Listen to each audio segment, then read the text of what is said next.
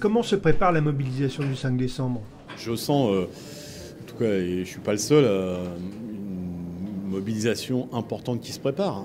On a de nombreux appels dans les unions départementales, à la Confédération, de salariés qui n'ont pas de syndicat dans leur entreprise et qui disent « nous, on veut être là le 5, comment on fait pour faire grève, comment on fait pour participer aux manifestations ?» Il y a de nombreux appels à la grève, évidemment dans les structures de la CGT, mais aussi dans les syndicats. Donc le mécontentement, il est là. Et je pense que c'est l'occasion, le 5 décembre, d'exprimer haut et fort ce ras-le-bol et cette volonté d'une autre politique sociale. Le gouvernement propose de repousser l'application de la réforme des retraites avec la clause du grand-père. Qu'en pense la CGT? C'est sacrifier une génération.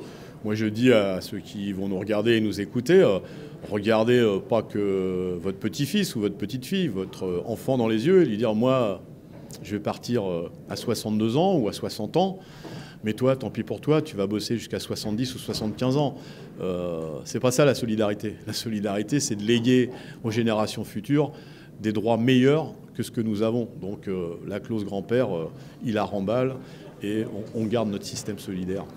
Pourtant, certains pourraient être tentés de négocier cette clause du grand-père.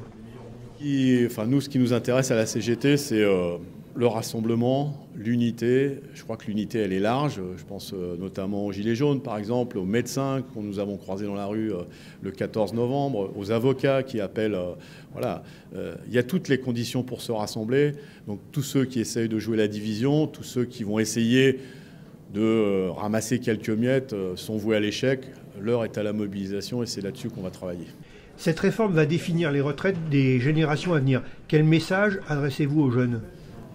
N'écoutez pas tous ceux qui vous disent la retraite c'est pas pour vous, il va falloir bosser dur, très longtemps. Il y a besoin de recréer des liens entre générations. Le meilleur lien, c'est notre système de retraite intergénérationnel et solidaire. On cotise pour ceux qui sont à la retraite et puis d'autres qui viendront derrière nous, cotiseront pour qu'on soit à la retraite dans de bonnes conditions et en bonne santé. Donc en se mobilisant ensemble, on trouvera les ressources, dans tous les sens du terme, pour faire échec au projet du gouvernement et pour améliorer notre système de retraite.